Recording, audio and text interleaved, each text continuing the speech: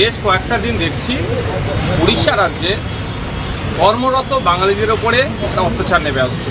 যারা বাংলা ভাষায় কথা বলছে তাদেরকে বাংলাদেশি বলে দিয়ে দেওয়ার চেষ্টা হচ্ছে, মারধর করা হচ্ছে, আধার কার্ড দেখানোর পরেও কান্দরে উঠবো, মারধর গৃহবন্দী করে রাখার চেষ্টা হচ্ছে ওখানকার যারা আমাদের রাজ্য থেকে শ্রমিকরা গিয়ে বিভিন্ন পেশার সাথে যুক্ত তাদের সাথে।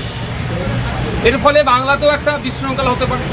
কারণ এটা ডেটাটা আমি দিয়ে রাখি, ওয়েস্ট বেঙ্গল থেকে 21 লক্ষ শ্রমিক ভিন্ন রাজ্যে কাজ করে, আর আমাদের ওয়েস্ট বেঙ্গলে প্রায় 1.5 কোটি শ্রমিক আছে ভিন্ন রাজ্যে। উড়িষ্যার শ্রমিক আমাদের রাজ্যে কাজ করছে। আমাদের যেমন লোকজন উড়িষ্যায় নিয়ে কাজ করে ডিউটি হচ্ছে, উড়িষ্যার মানুষও আমাদের বাংলাতে কাজ করছে।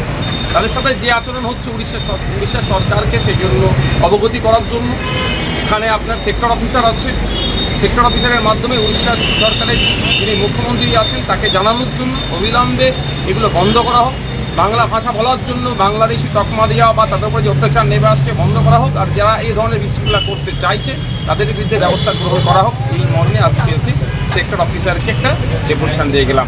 আজকে জাস্ট আমি একা এসেছি, সেক্টর অফিসারকে জানিয়ে দিলাম যদি এটা চলতে থাকে আগামী দিনে এসে উড়িষ্যা ভবন, এই উৎকল ভবনের সামনে আমরা বসবো, অফিসারদের কাউকে বেরোতেও দেবো না, ঢুকতেও দেবো না যদি এটা চলতে থাকে।